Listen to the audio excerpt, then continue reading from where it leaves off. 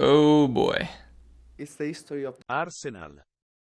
With a devastating 3-0 loss to Brighton at home, Arsenal are now 4 points behind leaders Manchester City with 2 games remaining in their season. Manchester City have 3. After such a hopeful start to the season for this young and exciting Gunners squad that were top of the table for the majority of the season, the race for Arsenal's first Premier League title in 19 years is well and truly over. Arteta and the gang held a seemingly unassailable 8-point lead by the end of March, and with 10 games remaining, it seemed all but certain that the 2022-23 title was headed for London. But a dip in form in the crucial final stretch, alongside a seemingly unstoppable Manchester City team surge led by the Alpha Ginger himself and the world's first football bot, have turned the tables on Arsenal and their revolutionary year. Now, before we simply trash on Arsenal, but don't worry, that's coming. It's easy to forget the chance of Arteta out following the end of last season, with fans and pundits alike questioning Arsenal's decision to keep Arteta at the helm for the 2022-23 season after they came 5th and lost out on a spot in the Champions League to... Oh yeah, that had to have stung. After a lot of talk, it looked as though Arteta just couldn't right the ship, and most were doubtful Arsenal wouldn't have a competitive 2022-23 season. Boy, were we wrong.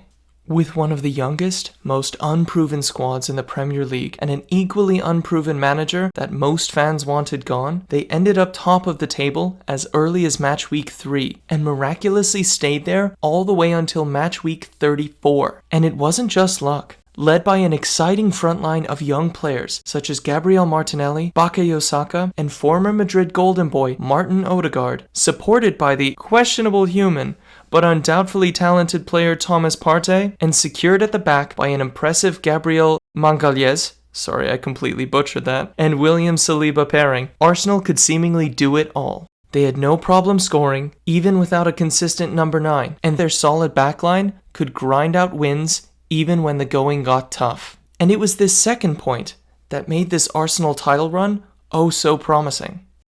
See, Arsenal have never lacked attacking flair or ability. Their issue for the past few years has always centered around their mental and physical resilience when pushed. When they found their groove, they were nigh impossible to stop.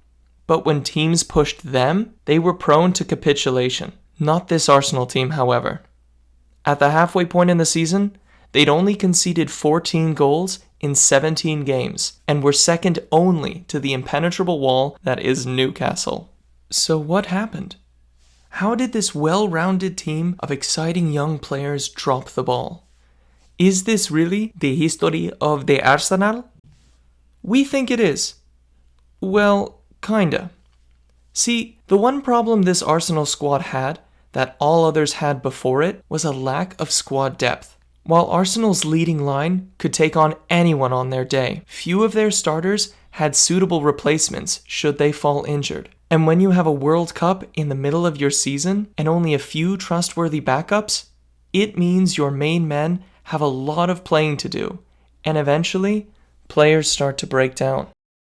Bukayo Saka, an instrumental player in Arsenal's title charge, started to see a dip in form in the second half of the season, having played almost every single Arsenal and England game possible this season. The same can be said for their other wonder kid winger, Gabriel Martinelli, who has also played almost every single game this season. To make matters worse, on March 12th, in their 3-0 win versus Fulham, Saliba had an awkward fall on his back that ruled him out for the remainder of the season, and since then, Arsenal have only kept one clean sheet, which came in a 2-0 victory versus Newcastle, and that required an incredible goalkeeping performance and a good pinch of luck. And while Arsenal's thin red line started to fade, Manchester City's blue juggernaut really got going. With Jack Grealish finding his footing at City, two of the world's best players in De Bruyne and Haaland, all supported by world-class backups for just about every position, including Riyad Mahrez, Julian Alvarez, Phil Foden, Kyle Walker, Joao Cancelo, who's still technically a Man City player, Rico Lewis, and Cole Palmer, challenging this Manchester City squad was always going to be an uphill battle. I mean, let's not forget that besides their all but certain Premier League title, they were finally able to conquer the legendary Champions League Real Madrid. Let's face it, the La Liga Real Madrid is a whole other team. And with Haaland breaking scoring records left and right, alongside De Bruyne breaking the Premier League's all-time assist record, this is clearly a special team in the making. So instead of calling this the season Arsenal threw away, because looking at what they started with and all they've accomplished, they should be proud of how far they've come. I think it's actually fairer to call this the emergence of one of Pep Guardiola's greatest ever teams, and consequently, one of the greatest teams of the modern age. But what did you think of Arsenal's season? Where did it go wrong? And how do you think they can replicate or even improve on their performance next season? Let us know down below in the comments, and we'll see you next time here on Internet Dorks. Thanks for watching. Have a good one.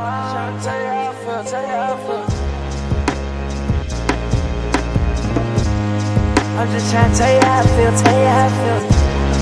I've been on 20 that too much, my turn now,